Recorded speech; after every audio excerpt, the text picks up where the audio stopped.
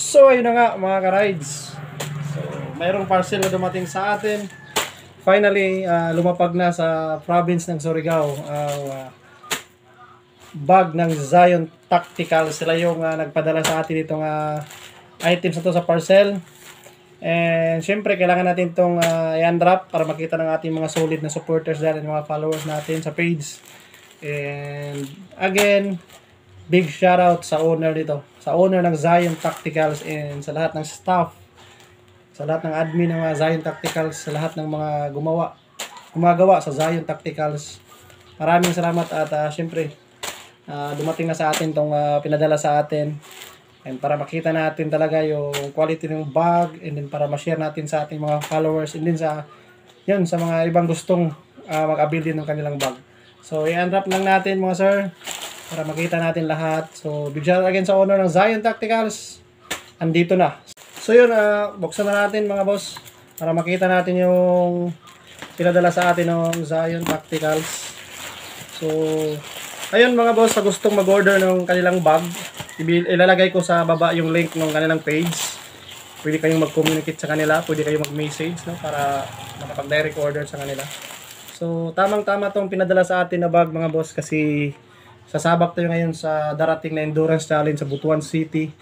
So tamang-tama meron tayong magagamit na bag para lagayan ng ating stickers, cellphones, battery, and syempre kahit ano mga items na pwede natin ilagay sa bag. So meron tayo ditong pinadala sa atin. Yun. Ito yung pinadala sa atin mga boss. I think league bag, no? Tamang-tama to sa aking mga stickers para hindi tayo mahirapan maglagay ng ating stickers. So yun. Again, ito yung logo ng Zion Tacticals. So thank you at syempre isa tayo sa pinalad na nabigyan nila ng bag, no? Yun. Buksan lang natin para makita ng ating mga solid na tropa dyan. Wow, grabe. So yun mga boss, ito yung pinadala sa atin, tamang-tama para sa ating motovlogging, no? Lagay ng stickers, lagay ng stickers dito. And then napakaraming bulsa mga boss. So ano siya, double purpose, pwede siyang gawing pwede siyang gawing sling bag dito sa bitan. Yan sa paa, pwede rin siya sa may league bag dito. Yan, buksan lang natin. So yun, pwede siya sa may league bag and then pwede rin siyang isabit. So taasan lang natin.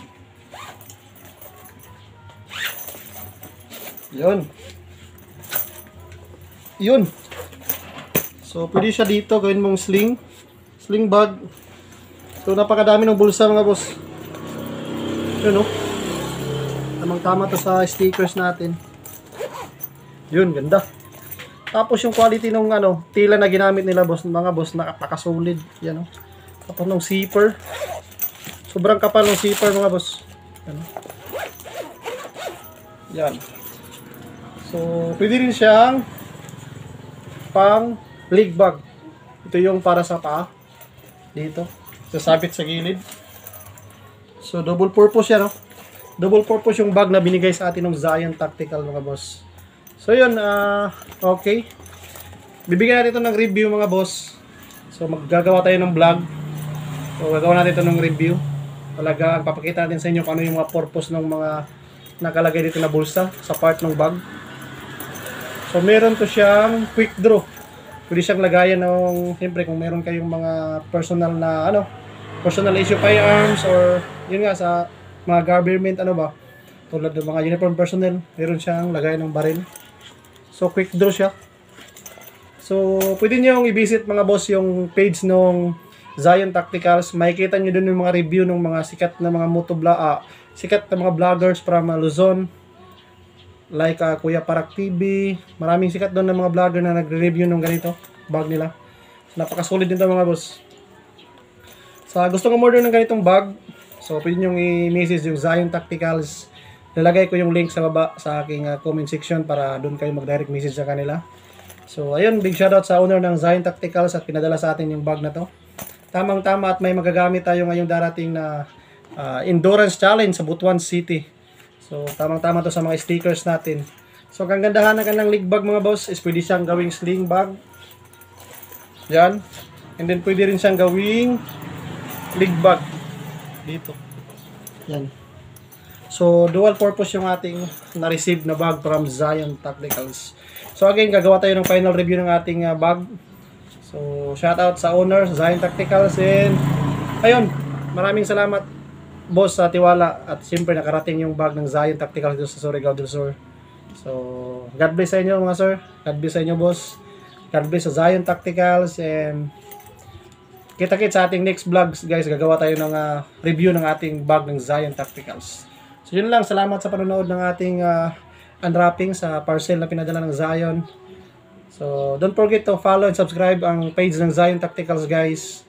Affordable bags, quality bags, Zion Tacticals na kayo. So yun lang, salamat and God bless.